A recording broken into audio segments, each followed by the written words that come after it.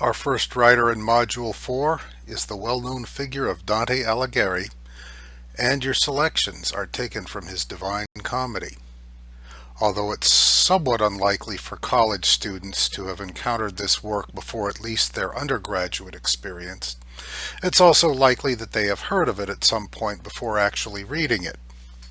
As we'll see, this great epic of the late medieval world continues to engage artists of all kinds, just as it did to the composers of the scenes that you can catch an obscured glimpse of in the background scenes to these slides.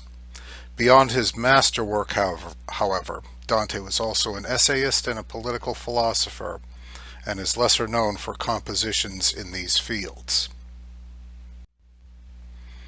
With our focus on the Divine Comedy, however, it is first important to recognize its embodiment of humanist values, composed in popular vernacular, Dante's native Italian language, and hearkening back to the ancient world.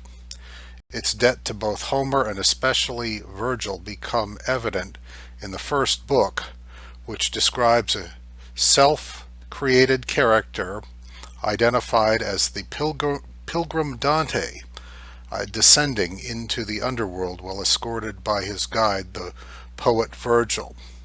Way back in your first module, we came across the term catabasis, which describes the motif of the morally clarifying underworld journey. There the main character communes with the dead and experiences some encounter that clarifies his goals and life purposes. Traditionally positioned in the middle stages of the epic, Dante portrays it at his work's beginning, with his alter ego descending through the gates of hell as his very first act. Ominously inscribed across the top of those gates is the well-known and depressing phrase, "Abandon hope, all you who enter."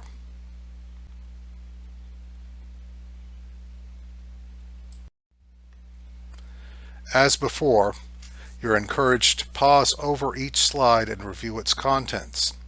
Here are some remarks about how Dante adopted his authentic life experience to describe his literary travels, even as his journey, in its totality, is best described as an allegory, one individual's pathway and progress towards his ultimate salvation.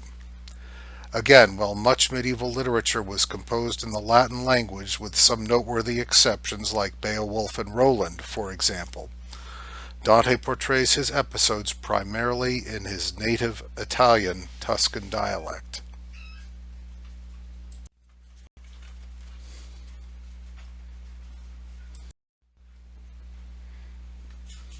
Some additional thematic details are described here. The significance of Virgil as Dante's first guide should be evident enough by now, but in the Divine Comedy's third book, his beloved Beatrice, an idealized embodiment of human beauty, becomes his guide.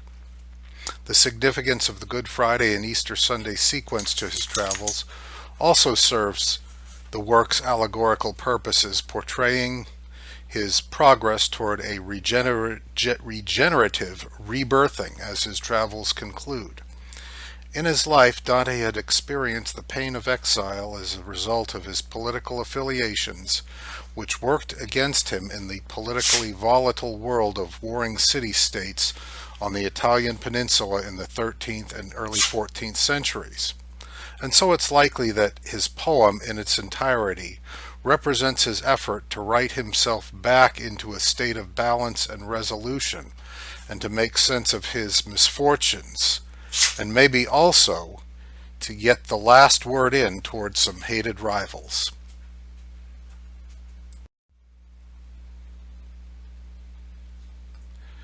Here's a bit more about Dante's exile from his native Florence, which was beset by eternal and bitter conflicts between partisans loyal to emperors, called Ghibellines, and those toward the Pope, called Guelphs.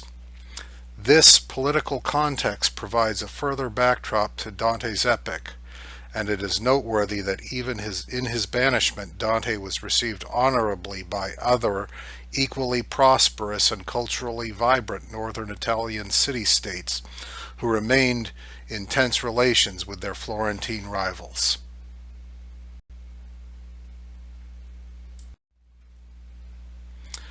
As noted above, the influence of Dante's epic has persisted into later ages and continues to provide imaginative inspiration today.